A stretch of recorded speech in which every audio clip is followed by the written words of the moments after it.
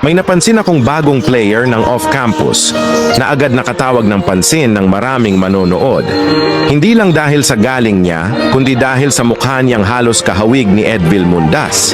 Sa unang tingin pa lang, mapapaisip ka talaga kung siya ba iyon o may bago tayong nadiskubring kamukha. Pero hindi lang sa mukha nagtatapos ang usapan. Nang magsimula na ang laro, lalo siyang humanga ang mga nanonood.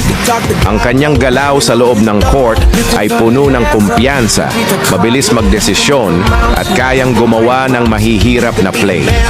Sa bawat atake, ramdam mo ang determinasyon niyang makapuntos at makatulong sa kanyang koponan. Hindi siya natatakot humarap sa depensa. Kahit dikit ang bantay, nakakahanap pa rin siya ng paraan para makalusot. May mahusay siyang ball handling, matalas ang court vision, at alam na alam kung kailan dapat umatake o magpasa. Isa rin sa mga dahilan kung bakit siya napapansin ay ang kanyang composure. Hindi siya nagpapanik sa ilalim ng pressure. Sa halip, mas lalo siyang nagiging epektibo habang umiinit ang laro. Kaya naman unti-unti siyang nagiging bagong paborito ng mga basketball fans.